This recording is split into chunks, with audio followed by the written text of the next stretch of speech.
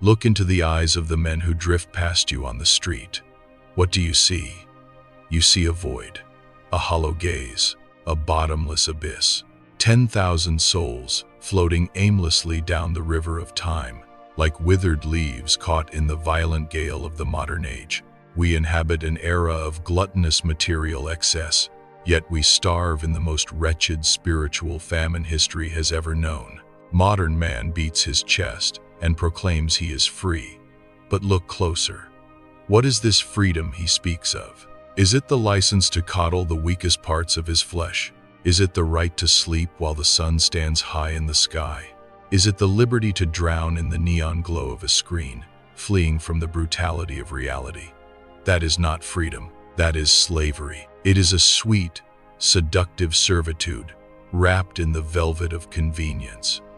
You are a slave to your own basest instincts. You are a prisoner of your hunger, a captive of your fatigue, a hostage to your sloth and emotions that shift like the wind.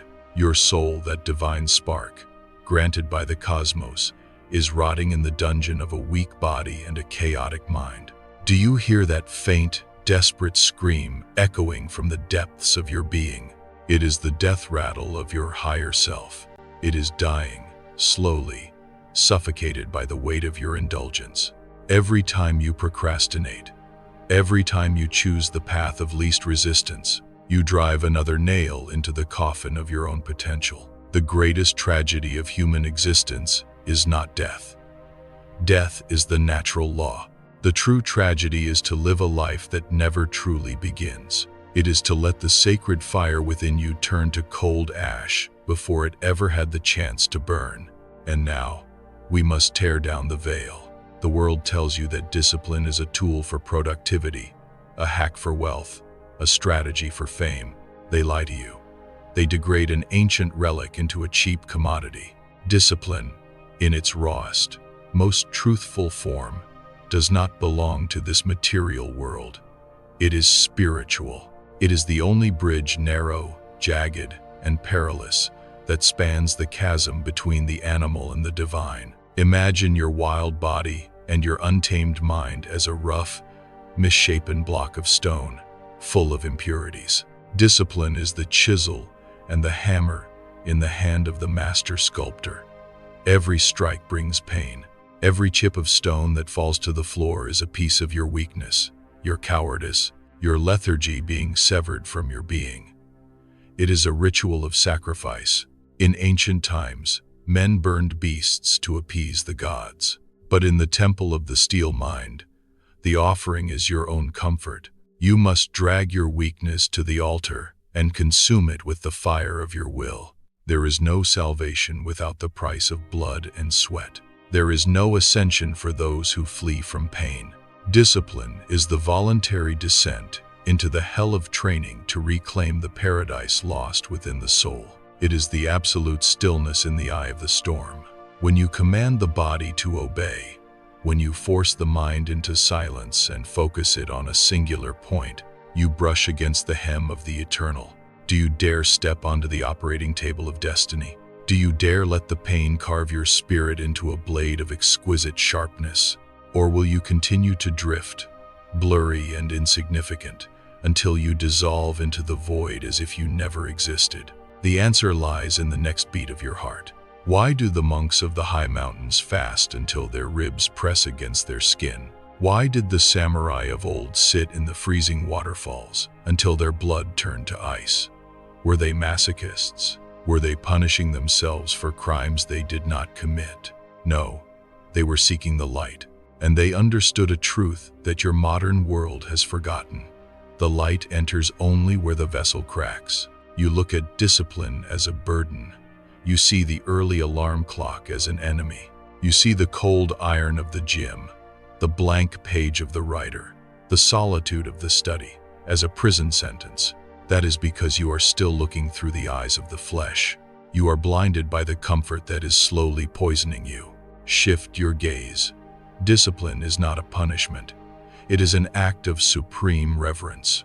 It is a prayer without words, spoken through the language of action. When you deny your body the sugary poison it craves, you are not dieting. You are fasting. You are telling the beast within that it is not the master. You are purifying the temple so that something higher may inhabit it. When you force your muscles to contract against a weight that threatens to crush you, you are not merely building a physique to impress the vanity of others. You are forging armor for your spirit. You are teaching your nervous system to endure, to hold the line when the world tries to break you. This is the alchemy of the self. The ancient alchemists sought to turn lead into gold. But the true alchemy was never about metal. It was about man. You are the lead, heavy, dull, common. Discipline is the fire. The suffering you feel, the burning in your lungs, the aching in your limbs, that is not pain. That is the heat of the furnace, burning away the impurities. Every time you want to quit, but you do not, you are transmuting lead into gold. The modern world sells you hustle. They tell you to grind so you can buy expensive watches and fast cars. They offer you a spiritual desert disguised as a paradise. They want you to run on a treadmill of desire, chasing ghosts until you collapse. Reject their gospel. We do not practice discipline to get more things. We practice discipline to become more. We strip away the noise, the pleasure, the distraction, so that we may finally hear the silence. It is in that silence, usually found at the very limit of your endurance, that the truth reveals itself. Have you ever pushed yourself so hard that your ego dissolved?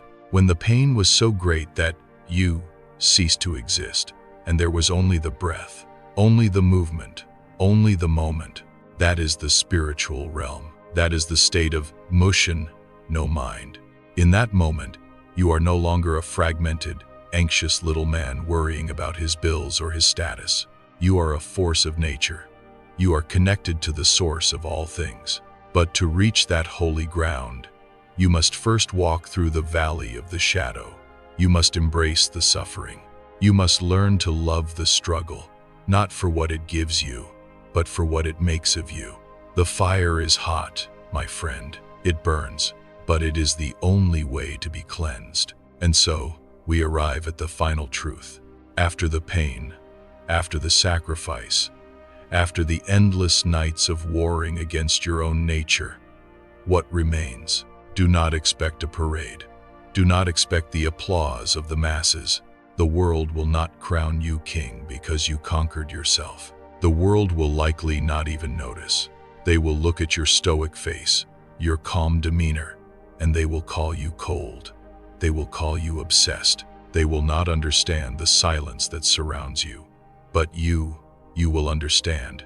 You will stand amidst the chaos of this life, like a mountain stands amidst the clouds. The storms of misfortune may rage, the winds of loss may howl, and the floods of betrayal may rise, but they cannot move you, because you have already endured worse within the crucible of your own discipline. You have built a citadel inside your soul. This is the ultimate freedom. The freedom of the man who needs nothing from the outside world to feel complete. You are no longer a beggar seeking validation. You are no longer a slave seeking comfort. You are the sovereign of your own domain. When discipline ceases to be a choice and becomes your very nature, you enter the realm of the transcendent. The sword and the swordsman become one. The writer and the word become one. The struggle dissolves, and all that is left is the flow. You move through life with a terrifying clarity. You see things as they are, not as you wish them to be. You accept the hardness of reality with a smile, for you have become harder than reality itself. This is the spiritual side of discipline. It is not about productivity.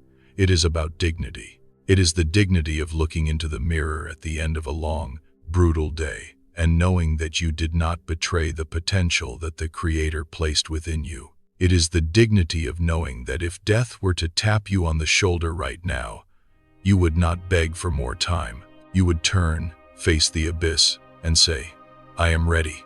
I left nothing on the table. I gave everything. Walk this path, not for the reward. The path is the reward. The fire has forged you. The hammer has shaped you. Now, go forth. Be the steel in a world of clay. The The temple is built. The ritual is complete. Now, live.